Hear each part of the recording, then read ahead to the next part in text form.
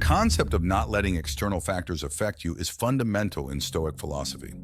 Mastering this art empowers you to maintain complete control over yourself, rendering others unable to influence or manipulate you. In today's video, we'll explore 15 Stoic lessons to help you master the art of detachment. Before we begin, I'd like to express my gratitude for your viewership. Don't forget to like this video, and if you're new here, consider subscribing and hitting the notification bell for more transformative Stoic content. 1. Focus on what you can control. As Epictetus stated, the chief task in life is simply this: to identify and separate matters so that I can say clearly to myself which are externals not under my control and which have to do with the choices I actually control. When something happens that upsets or frustrates you, pause before reacting. Take a few deep breaths, then carefully consider what parts of the situation you have the power to influence versus what parts you do not. Channel your energy into areas within your control, such as your perspective, attitudes, and response. Let go of attachment to wanting to control or change anything outside yourself. Other people, external events, the past, the future. You will only drive yourself needlessly crazy. Serenely accept the bounds of your own realm of agency. This act of focusing only on what is within your power creates freedom. You break free of the endless disappointments caused by wanting control over things ultimately not up to you. You gain mental space for purposeful action. Of course, work to improve challenging situations when that is within reason, but without attachment to particular results that rely on external factors. Your fulfillment comes from your values and choices, not controlling what is not yours to control. 2. Accept that life is imperfect. It's human nature to desire order and predictability. We wish for things to make sense and go according to plan, but inevitably changes arise. People make mistakes, and suffering occurs. Things will never be perfect when you expect or demand perfection from life, yourself, or others. You set yourself up for constant frustration and disappointment by demanding that things should be other than what they are. Instead, acknowledge imperfections and direct your energy toward working with life as it is, not as you wish it to be. Respond artfully to difficulties as they come, without judgment. Show others compassion for their flaws, as we all have them, and have self-compassion for your own shortcomings. Of course, continue improving yourself each day, but do so motivated by growth, not self-flagellation over failures or setbacks along the way. Progress happens slowly, in fits and starts. Make peace with the perpetual human condition of falling short of ideals. Recognize that the desire for perfect order often stems from a need for control and certainty. Have faith that you have the inner resources to navigate life's twists and turns, even when they are painful or frightening. Let go of needing it to be otherwise. Embracing the fundamental messiness and unpredictability of life is tremendously freeing. You stop struggling against the basic nature of reality and gain perspective to respond wisely to events as they unfold. Flow with life's ups and downs with equanimity, acceptance, and wisdom. 3. Practice mindfulness. Mindfulness is key to staying present and fully engaged in the here and now. It's easy to lose yourself in regrets about the past or anxiety about the future, but this squanders the only time that actually exists, the present moment. When you notice your mind wandering into reliving old memories or imagining future scenarios, gently bring your attention back to the current experience. Engage your senses, notice sights, sounds, sensations happening right now. Regular mindfulness meditation helps strengthen your concentration muscles and ability to return to the present. Sit comfortably, close your eyes, and focus on the inflow and outflow of breath. When thoughts arise, simply observe them non-judgmentally and guide your attention back to the breath. Staying grounded in the ever-changing present prevents getting lost in mental narratives about the static past or imaginary future. Each moment becomes vivid and precious when you inhabit it fully. Keep redirecting focus to the present throughout your day. Appreciate the positive details whenever you can. A warm cup of coffee, laughter with a friend, the feeling of the wind. Presence fills life with richness missed when dwelling elsewhere. While planning for the future has its place, staying mindful of the present builds resilience. You trust that by engaging fully with each experience as it unfolds, you can handle whatever arises, good or bad. 4. Perspective is everything. When faced with upsetting events, it's common to be overwhelmed by subjective emotional reactions. However, the Stoics advise taking a step back to view things more objectively before responding. When you feel your emotions intensifying, pause. Resist the urge to immediately vent or act while in a reactive state. Instead, breathe deeply and create mental space. Then look at the situation rationally from an outsider's perspective. Ask yourself questions like, is my response proportional to what actually happened? How might this appear years from now? Looking back, what's the wisest perspective to take? This mental exercise loosens emotions' grip over your thinking by putting space between the subjective reaction and objective event. With distance, you gain clarity to choose thoughtful next steps rather than reacting rashly. Of course, honor your emotions, but don't let them dictate your response. As Marcus Aurelius stated, if you are pained by external things, it is not they that disturb you, but your own judgment of them, and it is in your power to wipe out that judgment. Remember that you always have a choice in how you perceive situations. Even painful events can be viewed as opportunities for learning and growth if you look for the upside. Our experience depends profoundly on chosen perspective.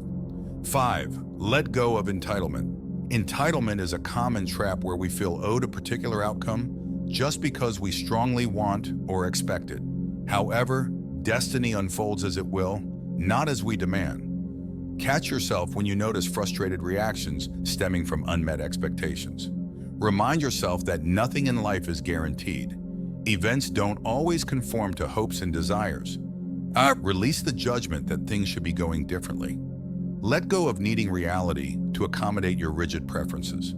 Accept that other people in life owe you nothing. You aren't entitled to get what you want. Instead of railing against a situation, reflect on what lies within your power. You always control your response, values, and how you use the tools currently available. Focus there. As Epictetus said, make the best use of what is in your power and take the rest as it happens. Give your full effort with equanimity, then let go of insisting life meets particular demands. Reducing entitled expectations leads to greater serenity and wisdom to engage constructively with events as they unfold. Your happiness becomes dependent only on your own character and choices.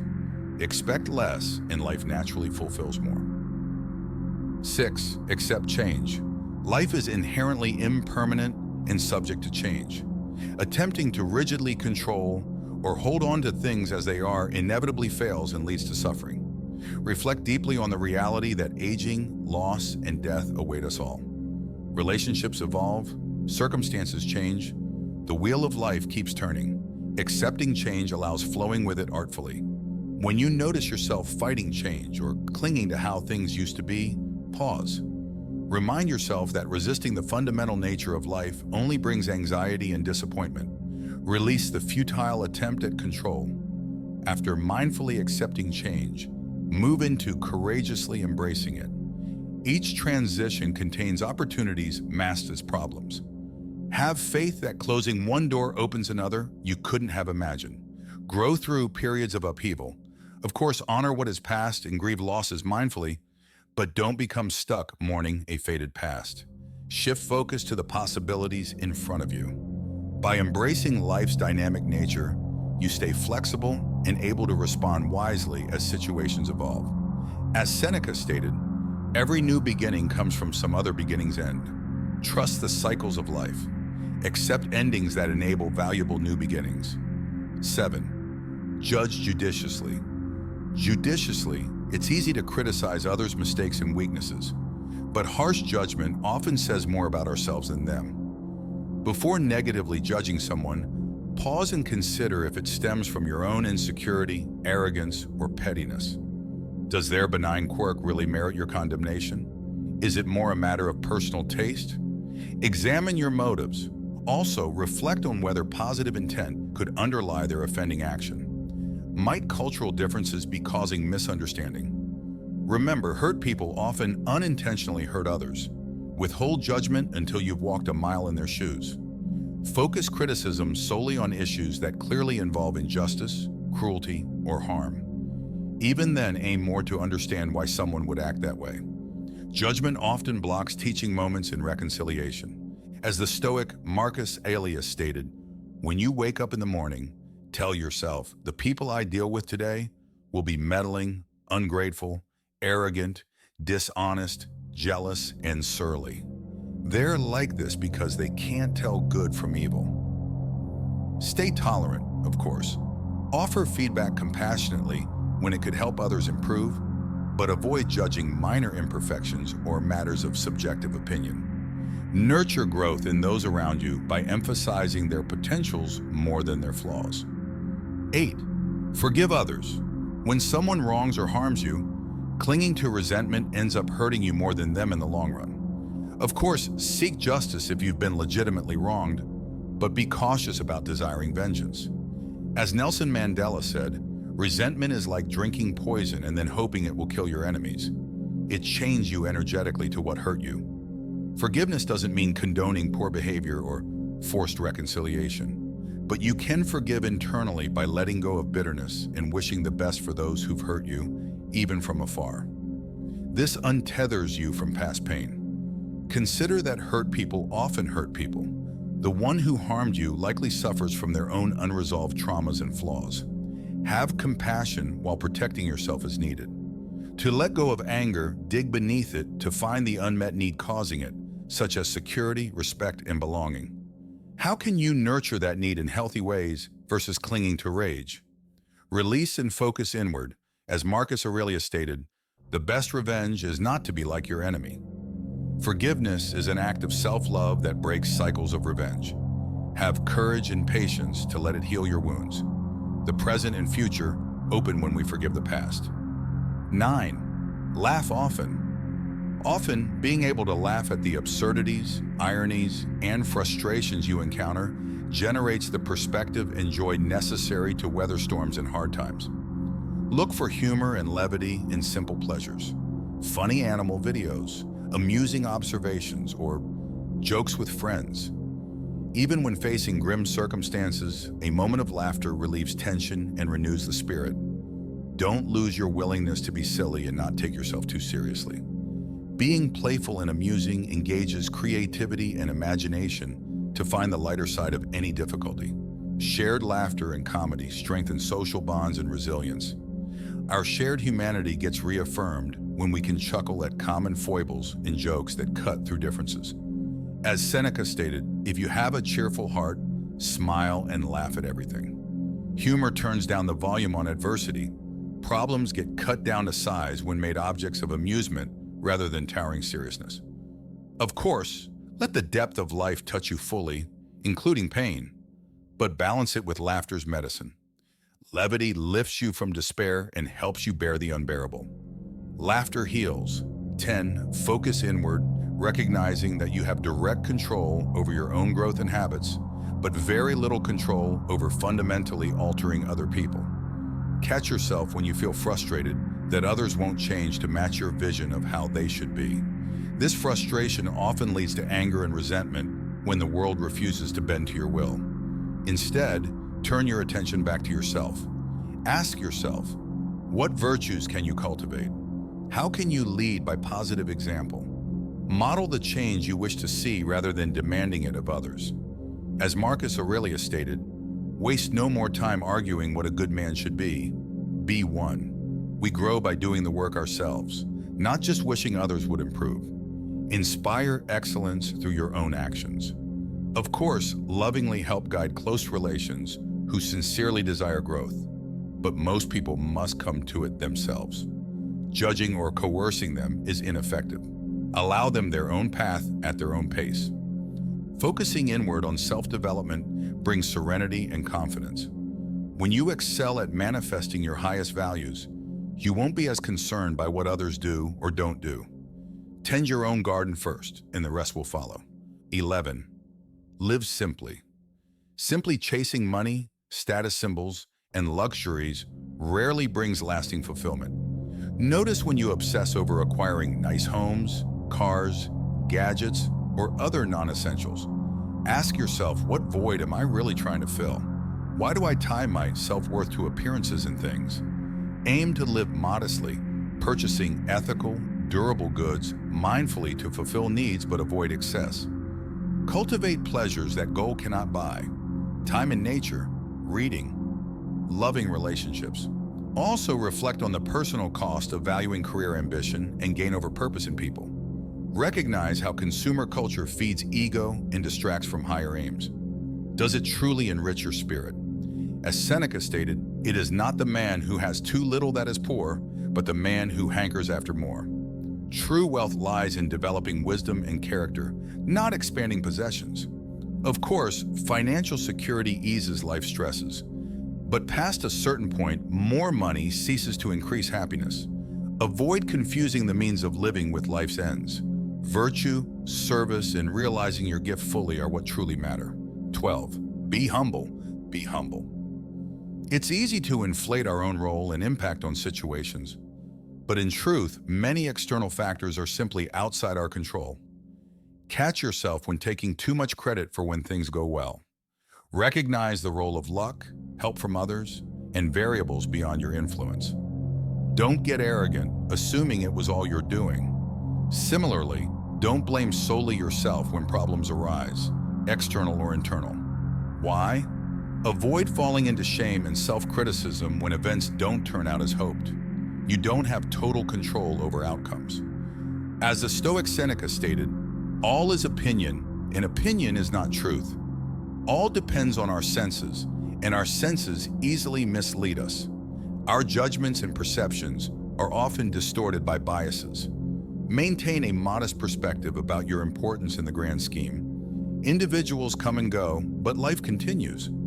Do your part with humility and find peace in living well, not on pedestals. Of course, cultivate empowering self-belief, balance with unattached acceptance. When things go awry, aim to influence what you can without self-flagellation when the world has other plans. 13. Silence is golden. Silence is golden. There is wisdom in resisting urges to speak impulsively and holding your tongue when it would be unwise or unkind to share your thoughts. Notice when you feel compelled to blurt out whatever crosses your mind without filter. Pause first, consider carefully why voicing these reactions or opinions is necessary or beneficial before giving them wings. Also, be wary of excessive speech, even when not overtly harmful. As Epicurus advised, nature gave us one tongue but two ears, so we could hear twice as much as we speak. Listen more than you talk. Before communicating, ask yourself, is this true? Is it kind? Is it useful? Will it improve on silence? If not, breathe and let the impulse to speak dissipate without indulging it unnecessarily.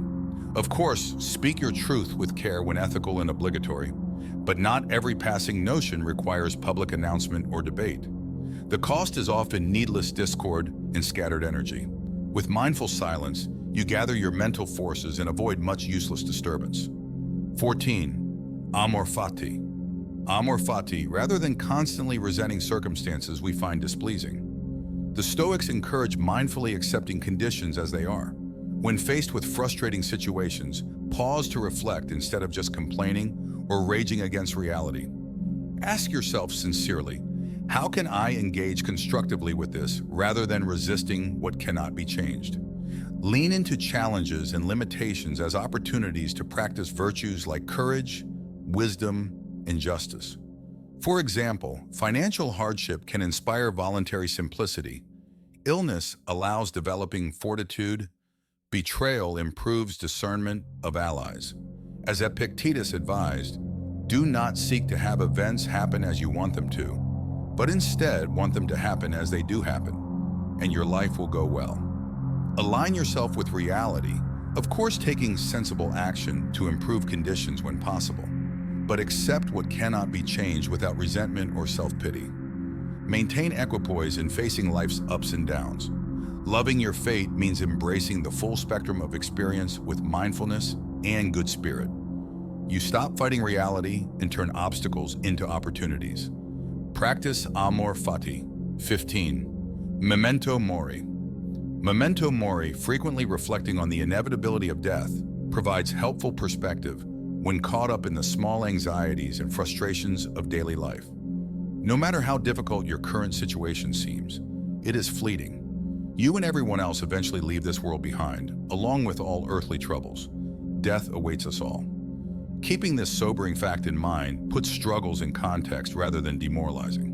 Remembering mortality has an uplifting effect by clarifying priorities. Facing death openly, you realize how precious each passing moment truly is. Precisely because time is short, life's possibilities shine brighter. Memento Mori also instills motivation to use your gifts fully and express love unreservedly before the chance passes. Imagine if today were your last day. How would you choose to spend it? Cherish and savor the remaining time. As Seneca wisely advised, let us ready our minds as if we've reached life's end, postponing nothing. Tomorrow is not guaranteed to any of us. Live wisely and earnestly in the present moment, for it is all we truly possess. While it's crucial to balance awareness of mortality with appreciating the fleeting beauty of existence, regularly contemplating impermanence grants us the freedom to embrace life to its fullest. If you've listened until now, I sincerely thank you.